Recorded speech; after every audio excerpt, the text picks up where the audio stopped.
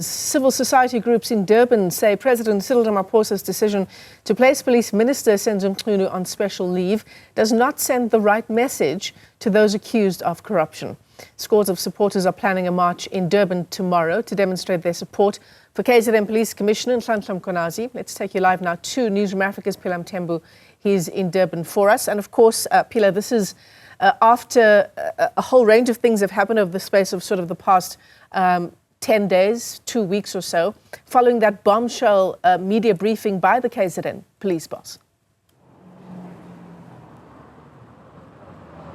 Indeed, Michelle, and also what had driven the conversation even further was that address by President Cyril Ramaphosa last night. So earlier on, we did be in conversation with one of the march organizers, as there is a mass march which is expected to be held in Durban from Carisfontein Stadium all the way to Hoy Park. And from what we had, got from that conversation with one of the march organizers, saying that following the announcement which was made by President Cyril Ramaphosa last night, firstly putting the police minister on a special leave and also announcing the appointment of the commission that's going to investigate those allegations, they said to us that this was actually not enough, and it also questions the president's stance when it comes to dealing with the rot within government, and also the issue of dealing with corruption as well as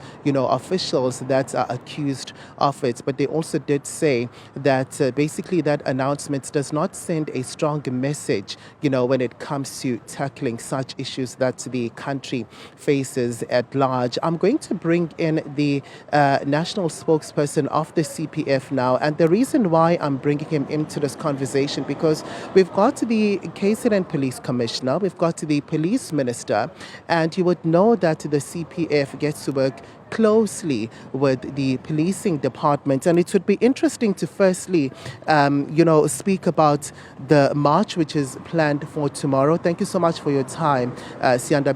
Let us engage with regards to the march. Is it something that you are in support of, firstly? No, thanks, Phila, and good day to the viewers at home.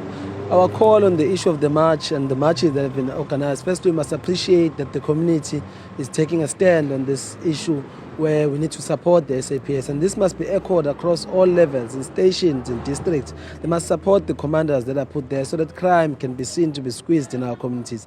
If all community members can stand up and assist us in fighting the curb of crime in our communities, we will win the war against crime. But in the instance where these marches are in line with the regards of what the explosive remarks that were made by the Provincial Commissioner, we must appreciate that people are showing their support, but our call is that it must not also be used as an instrument for popularism on political stands, because what we've seen now is that all political parties are playing their role in opening criminal charges, in organizing these marches, but we must ensure that it's not there just because, it must be for the good of the community, not for them to score political points as we all know that we are going to local government elections.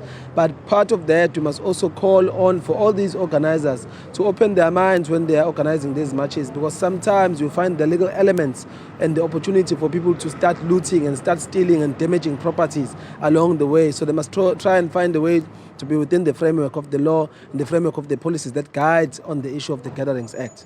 Also mentioning something important when it comes to political parties, because we understand that there have been marches which have been led by political parties, and I'm wondering, how do you then go on about identifying which one has, the correct intentions and which one is actually pushing political will? Obviously, where we stand, we can't really sift any good intentions from anyone. That's why I was saying to you, it is a good call that we see them rising against any criminal activities when reported. But we must also, in their statements that they'll be addressing their marches, they'll be addressing their members or the community members that they'll be with. We will then sift from there if a person is really gunning against a certain individual. Because what the president have said, commission of inquiry will be established or is established to ensure that it digs down to these issues and these items that have been raised so that they can find find a way to actually punish or deal with whoever is a perpetrator in the situation. So we can never find a situation where anyone will then opt and go out there and say this one is wrong or that one is right. But in the innocence of how the justice system in South Africa works and the law, we just give them a 50-50 chance so that the minister can be proven guilty or not guilty, and then everything will be taken from there. Okay, and before we let you go, just a quick short one now. Talk to me about the trust deficit that what is happening has with the CPF as well as the police, because this seems quite a big deal. You know, people showing up in the streets, people in Twitter, in all social networks, boozing around, supporting Nhlanhla Mkhwanazi. It shows you that the trust within the South African police services and the community has really increased, and it's a positive note. So this shows you, this is the result that shows you that they now trust and support the SAPS, which then for us we must maintain. That's why I was saying to you, with good intentions. We are also sitting a meeting tomorrow as the provincial board to also establish where the stand of us as the CPF in the province.